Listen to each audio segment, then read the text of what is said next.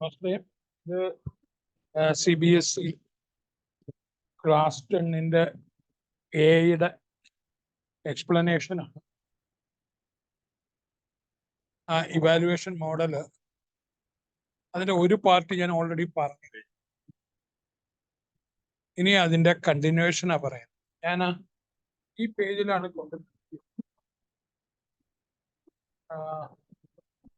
ഇതിലാണ് നേരത്തെ നിർത്തിയത്. TP is equal to 12y, Fn is equal to 06, Fp is equal to 0.4, Tn is നമ്മൾ നേരത്തെ പറഞ്ഞ ആ കൺഫ്യൂഷൻ മെട്രിക്സിലെ എന്താണ് ഇതിൽ ആ പച്ച കാണിക്കുന്നത് കറക്റ്റായിട്ട് പ്രിഡിക്റ്റ് ചെയ്തതും, അതായത് 12 കേസ് രോഗം ഉണ്ട് എന്നുള്ളതും പ്രിഡിക്റ്റ് ചെയ്യുകയും ചെയ്തു. ആക്ച്വൽ ആയിട്ടുണ്ട്. 21 കേസിൽ രോഗം ഇല്ല എന്ന് പറഞ്ഞാൽ ആക്ച്വൽ ആയിട്ടുണ്ട്, പ്രിഡിക്റ്റ് ചെയ്യും. മറ്റേ ആ റെഡ് കാണിക്കുന്നത് ആ പറഞ്ഞില്ല എന്നുള്ളതാണ്. ഓക്കെ, അപ്പൊ അതിന്റെ കാൽക്കുലേഷൻ നമ്മൾ കാണും. ക്ലാസിഫിക്കേഷന്റെ ഒരു ആക്യുറസി 0.767 ആണ്. ഒന്നിനോട് അടുക്കും തോറുമാണ് വ്യക്തത കൂടുന്നത്. അപ്പൊ അതിന്റെ ഒരു ചെറിയ പ്രശ്നം നമ്മൾ പറഞ്ഞത്, ഈക്വൽ നമ്പർ ഓഫ് ഒബ്സർവേഷൻ ഓരോ ക്ലാസ്സിലും ആവശ്യമുണ്ട് എങ്കിലേ ആ ബാലൻസ്ഡ് ഡേറ്റാ സെറ്റ് ആകുള്ളൂ. All prediction errors are equally important. അതിവിടെ ഇല്ല. നമ്മൾ അതുകൊണ്ട് അടുത്ത ആക്ടിവിറ്റി നമുക്ക് നോക്കാം. Calculate the accuracy of A classifier. ഏതാണ്ട് 20 മിനിറ്റ് ഡ്യൂറേഷൻ ഒക്കെ പറഞ്ഞിട്ടുണ്ട്. എന്താന്ന് നോക്കാം നമ്മൾ.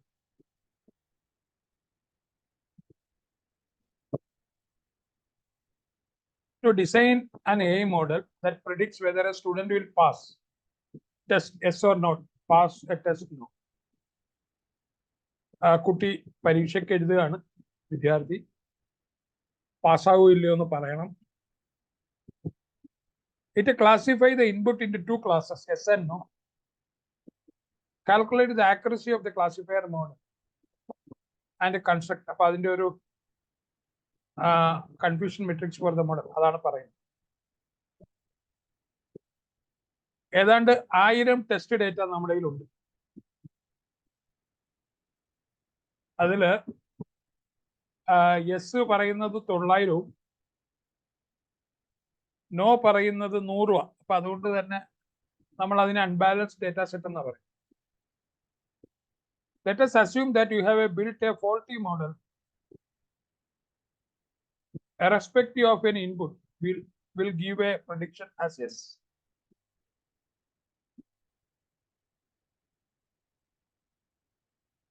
അപ്പോ ഇതിന്റെ ആക്യുറസി ഒന്ന് പറയാവോന്നാണ് ചോദിക്കുന്നത്.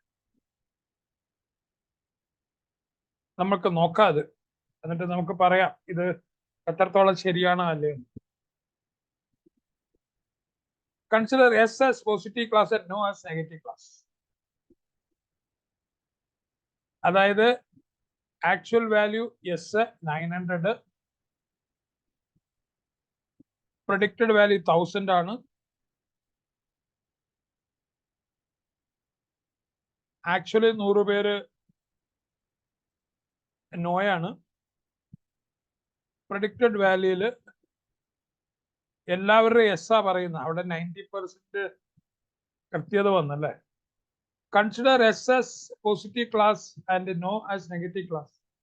Construct the confusion matrix and actual was predicted. True positive, false negative, false positive, true negative. അപ്പോ ആക്ച്വലി അപ്പൊ ഇതിലെ പച്ചയാണ് നമ്മൾ എടുക്കുന്നത്. ഇതില് ആക്ച്വലായിട്ട് 100 പേര് നോ പറഞ്ഞു, ബാക്കിയുള്ളൊരു യെസ് പറഞ്ഞു. ട്രൂ നെഗറ്റീവ് 0 ആണ്. ഇതിന്റെ പ്രഡിക്ഷൻ നമ്മൾ നോക്കിയ 0.9 ആണ്. ഒന്നിനോട് അടുത്തു അല്ലെ, ഒന്നിനോട് അടുത്ത് വരുന്നു. അപ്പൊ അങ്ങനെ ഒരു സംഭവം നമ്മളിവിടെ കാണും. Showing an accuracy of this makes sense. ഇത് അതായത് എല്ലാ യെസ് കൊടുത്തു, ഇതൊരു സെൻസിബിൾ ആണോ എന്ന് ചോദിക്കും.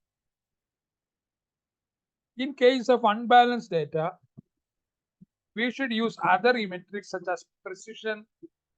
അപ്പൊ അൺബാലൻസ്ഡ് ഡേറ്റ ആണെങ്കിൽ പ്രിസിഷന് റീകാള് F1² ഉപയോഗിക്കാനാണ് പറയുന്നത്.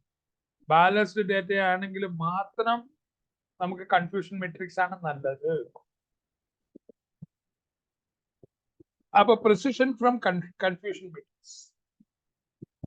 Precision of the ratio of the total number of correctly. നമ്മൾ നേരത്തെ കണ്ട ഒരു മോഡലാണ്. Classified a positive example and the total number of predicted positive examples.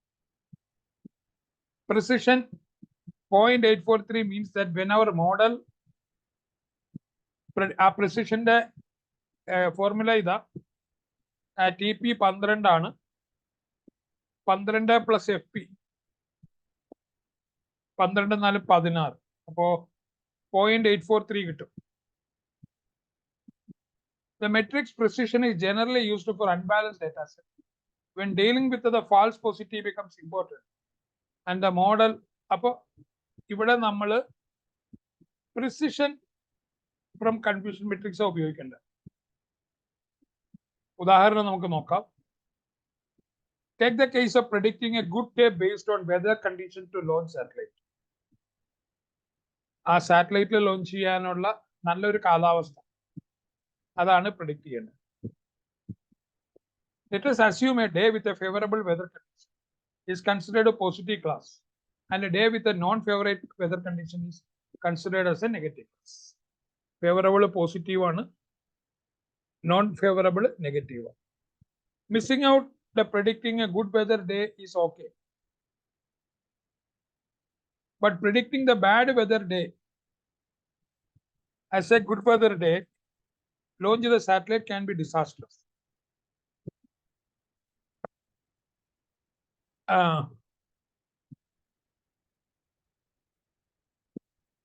അതാണ് അവിടുത്തെ സംഭവം. ഇപ്പോ ഒരു ഗുഡ് വെതറിനെ ബാഡ് പറഞ്ഞുകൊണ്ട് കുഴപ്പമില്ല, പക്ഷെ ബാഡിനെ ഒരിക്കലും ഗുഡ് എന്ന് പറയാൻ പറ്റില്ല.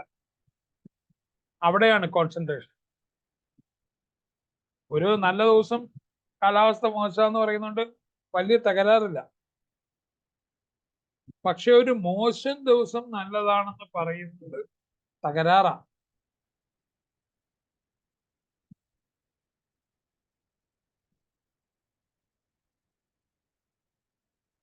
അല്ലേ?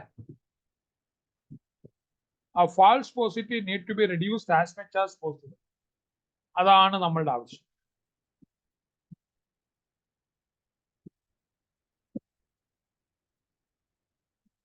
ഇവിടെ ആ ബാഡ് വെതറിന് എന്തുകൊണ്ടാണ് റോക്കറ്റ് ലോഞ്ച് ഡിലേ ചെയ്യുന്നതെന്നൊക്കെയുള്ള വാർത്തകൾ ഇവിടെ കൊടുത്തിട്ടുണ്ട്. നമുക്ക് അത്ര റീഡബിൾ അല്ല, ഹെഡിങ് മാത്രമേ ഉള്ളൂ. സ്പേസ് എക്സ്, എലോൺ മസ്കിന്റെ സ്ഥാപനം, post delay Italian satellite launch.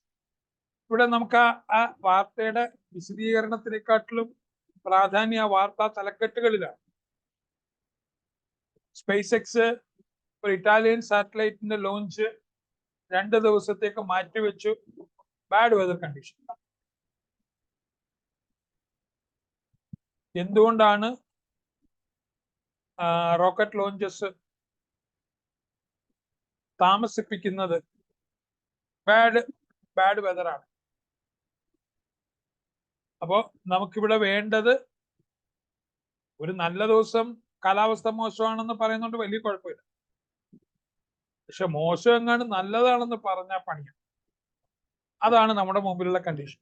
ബാക്കിയുള്ളത് ഓക്കെയാ, നല്ലത് നല്ലതായിട്ട് പറഞ്ഞു ഓക്കെ,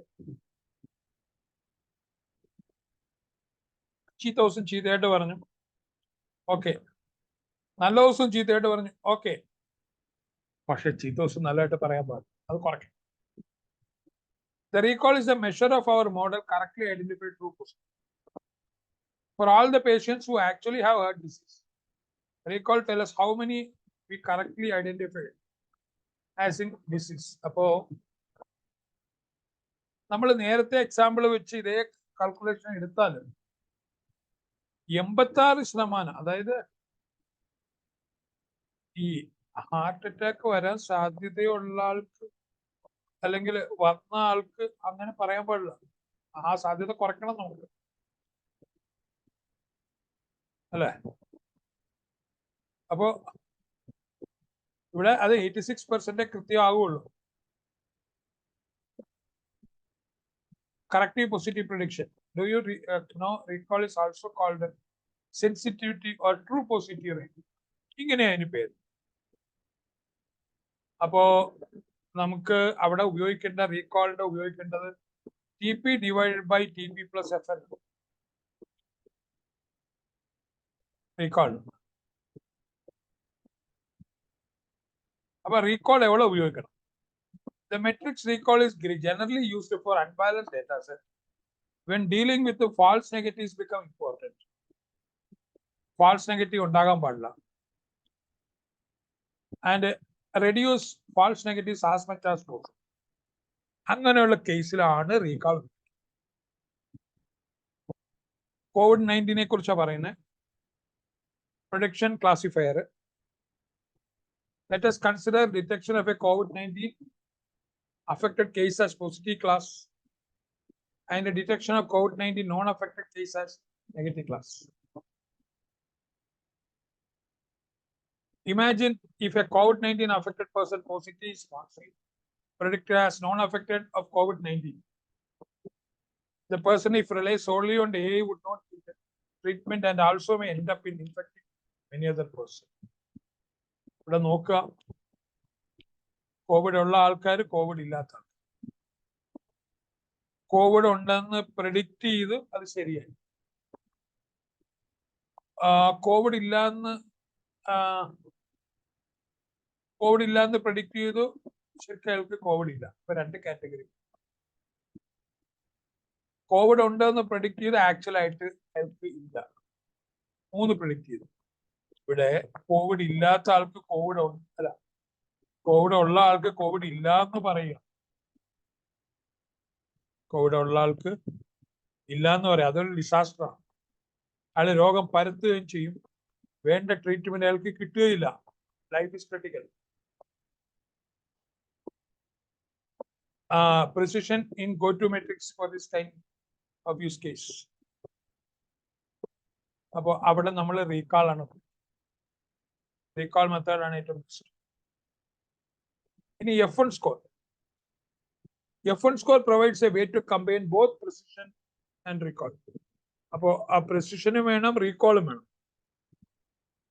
അവിടെ നമ്മൾ ഉപയോഗിക്കുന്ന ഫോർമുലയാണ് 2 into precision into recall by precision plus recall.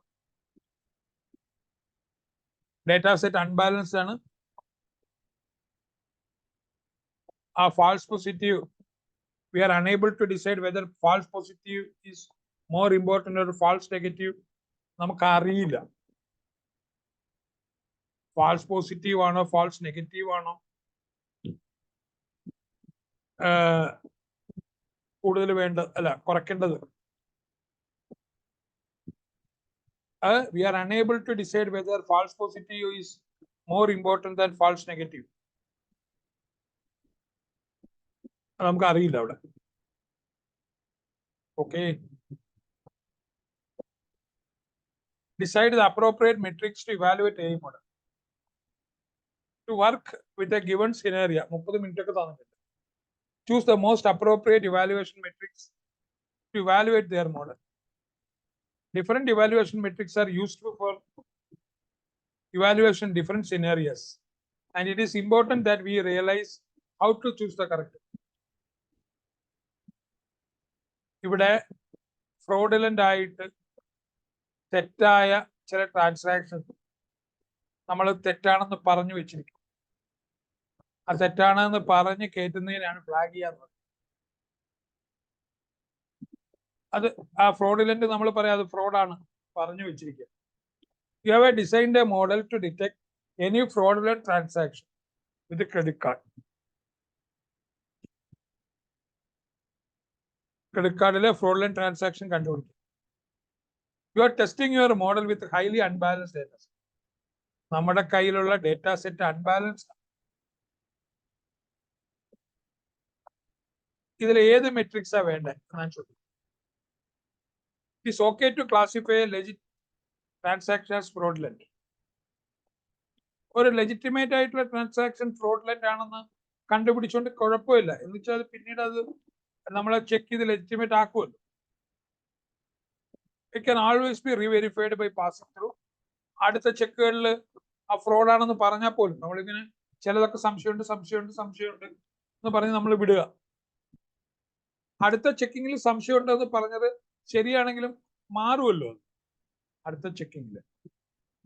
പക്ഷേ ഇവിടെ ശ്രദ്ധിക്കേണ്ടത് ഫ്രോഡിലന്റ് എന്ന് ഫ്ലാഗ് ചെയ്യാത്ത ഒന്നിനകത്ത് ഫ്രോഡ് ഉണ്ട്.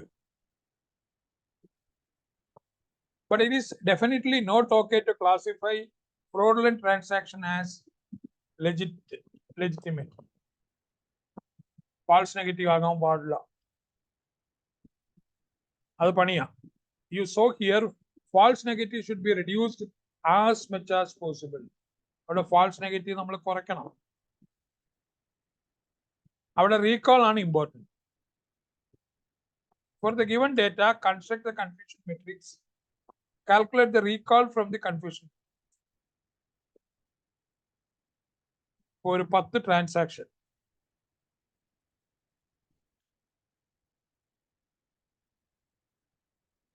ആ 10 ട്രാൻസാക്ഷനിൽ നിന്ന് ഫ്രോഡുലന്റ് ആയിരുന്നു. ഫ്രോഡിന്റെ അല്ല എന്ന് പറഞ്ഞത് ഫ്രോഡിന്റെ അല്ലായിരുന്നു. അപ്പൊ 6. ഇതില്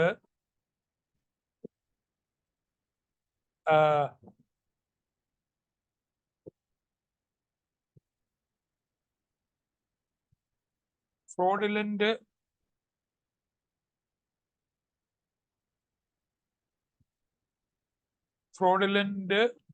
അല്ല. നമുക്കത് നോക്കാം. അത് 2ആണ് കേസ്. അവിടെ റീകാൾ ഫോർമുലയാണ് നോക്കുന്നത്.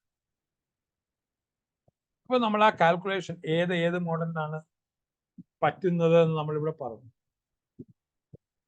അല്ലെ, ഓരോ കേസും പറഞ്ഞു. ഇനി നമ്മൾ ഇതിന്റെ എത്തിക്കൽ ഒരു ധാർമ്മികമായ വശമാണ് പറഞ്ഞത്. ബയാസ് എന്ന് പറയുന്നത് മുൻവിധി, മുൻധാരണ. ഈ ബയാസിന്റെ ഒരു പ്രത്യേകത എന്താന്ന് വെച്ചാൽ ഇതിന് വലിയ ചുമ്മാ നമുക്കങ്ങ് തോന്നുക, അതിന് ഒരു അടിസ്ഥാനമില്ല. അങ്ങനെയാണ് ബയാസ് തോന്നുന്നത്. ട്രാൻസ്പെറൻസി, നമ്മൾ ചെയ്യുന്ന കാര്യത്തിന് ഒരു ട്രാൻസ്പെറൻസി, സുതാര്യത വേണം. ബാക്കി ആർക്കെങ്കിലും പരിശോധിച്ചാലും ചെയ്തത് ഓക്കെ ആണെന്ന് കണ്ടുപിടിക്കാൻ പറ്റും. അക്കൗണ്ടബിൾ, നമ്മൾ ചെയ്യുന്ന കാര്യങ്ങളൊക്കെ ബോധ്യപ്പെടുത്തിയിരിക്കും. ആരോടെങ്കിലും പറഞ്ഞിരിക്കണം, എവിടെയെങ്കിലും ട്രാക്ക് ചെയ്യാൻ പറ്റുന്നത്. While evaluating a model, the following ethical concerns need to be kept. Ensure that evaluation metric chosen don't result in any kind of bias. അടിസ്ഥാനമില്ലാത്ത എന്തെങ്കിലും സംഭവം അതിനകത്ത് എടുക്കാൻ പാടില്ല. Honest explanation how the chosen evaluation work and produce result without keeping in any information. ഒരു മറയില്ല, അതായത് എങ്ങനെയാ work ചെയ്യുന്നതെന്ന് പറയും ആ model. Take responsibility for your choice of metrics and methodology of evaluation in case any user faces a disadvantage because of the chosen method. നമ്മൾ accountable ആയിരിക്കണം. ഇന്നതെടുത്ത് ഇന്ന പ്രശ്നങ്ങൾ ഉണ്ടാവും. അതാണ് ഇവിടെ choose the most appropriate answer for each questions. അങ്ങനെ ഒരു എത്ര ക്വസ്റ്റ്യൻ ആണ്? 10 question. Reflection time, assertion and reasoning based questions, അങ്ങനെ ഒരു കേസ് സ്റ്റഡി. ഇങ്ങനെയുള്ള കുറച്ച് കാര്യങ്ങൾ ഈ ചാപ്റ്ററിന്റെ അവസാനം. നമുക്കത് അടുത്ത വീഡിയോയിൽ നോക്കാം. ഓക്കെ. അപ്പോ നമ്മൾ അതിന്റെ എക്സസൈസ് പാർട്ട് ആ ക്വസ്റ്റ്യൻ ആൻസർ സെപ്പറേറ്റ് ഞാൻ എടുക്കും. അതാണ് നല്ലതെന്ന് എനിക്ക് തോന്നുന്നു. ആ എത്തിക്കൽ മോഡൽസ് കഴിഞ്ഞ് ആ ടെസ്റ്റ് യുവർ സെൽഫ് ആദ്യത്തെ 10, പിന്നെ ഒരു 5 എണ്ണം അസർഷൻ ആൻഡ് റീസണിങ്, അതൊരു 2 എണ്ണം, കേസ് സ്റ്റഡി ബേസ്ഡ് 5, ഇങ്ങനെ ഒരു എക്സസൈസ് ഉണ്ട്. അത് ഞാൻ സെപ്പറേറ്റ് വീഡിയോയിൽ ഇട്ടേക്കാം. അപ്പോൾ താങ്ക് യു ഫോർ ലിസണിങ്. ഇത് ലൈക്ക് ചെയ്യണം, ഷെയർ ചെയ്യണം, കമന്റ് ചെയ്യണം, എന്താ കുഴപ്പം. Okay, thank you.